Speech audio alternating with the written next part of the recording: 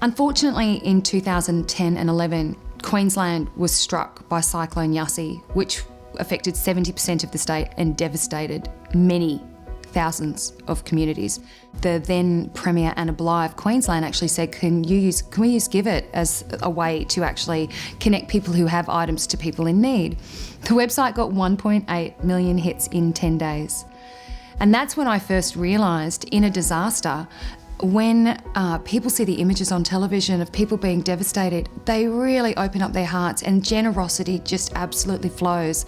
But it needs to be done in a coordinated way. So Somerset itself, we're about an hour and a bit out of Brisbane, but we do have two major dams in our area, one being Wivenhoe, and obviously it was Wivenhoe Dam that caused the major flooding in the Brisbane River in 2011. We had people wanting to help. They were donating this, donating that and whatever, and to try and hook up what was donated with the people that needed something was hard. Obviously there was issues in 2011 with us receiving a heck of a lot of goods. That stuff sat in warehouses for a long period of time, and most of the time it ended up in landfill because it just wasn't appropriate. And that's where GIVIT came into the picture. They could kind of see the needs and wants out there and get stuff straight to the people that needed it. In September of last year, we had these terrible fires that occurred here. They're named the Sarabah fires. We had about a semi-trailer load of clothes that was dropped off in the space of, I don't know, about 2 weeks maybe a week and a half. It was hard work. We were exhausted and overwhelmed.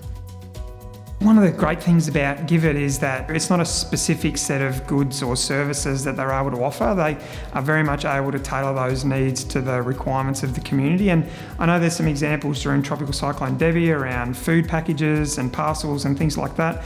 But then there's always some more specific examples, whether it's around computers or even fuel vouchers or whatever it might be. So it can be anything from fairly large scale infrastructure related needs to fairly simple day-to-day essential kind of services and needs. The benefits for us is we are often hearing about needs that across the whole valley for individuals and community groups, and it has been really hard to try and help people when you don't have those things that they need, whether it be a mattress for their bed or food, new items. So it's been really beneficial to get things directly to people. Having that system, if you like, being internet based, being able to, if someone needs a washing machine, being able to find them a washing machine was great without us having to do any warehousing, all those issues that go with it around storage, logistics. It ticked a lot of boxes for us.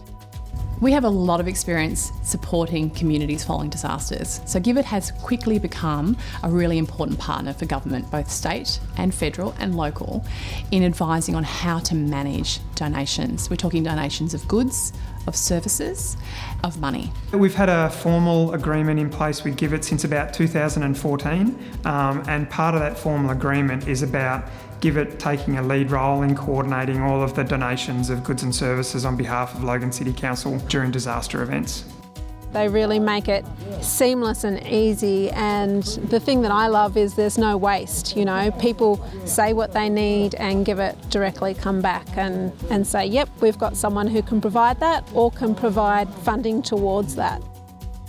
So GIVIT is about giving with complete confidence that your item is going to go truly to the people who need it most. So we work with thousands of charities now across the entire country who identify the genuine need. There were a couple of local community people out in the Sarabah area who had lost structural items on their properties, and so I was able to connect with GIVIT, so they were able to get a new water tank. So that was a really brilliant thing to be able to get that help just really, really quickly.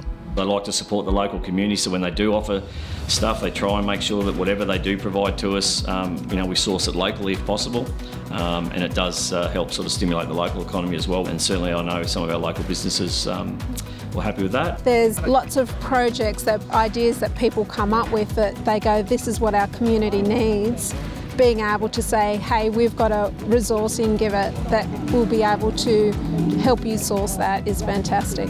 Knowing that we have a formal arrangement in place with GIVIT and that there's an organisation that's got a track record of doing that very successfully gives us a lot of confidence that the needs of the community are always going to be met.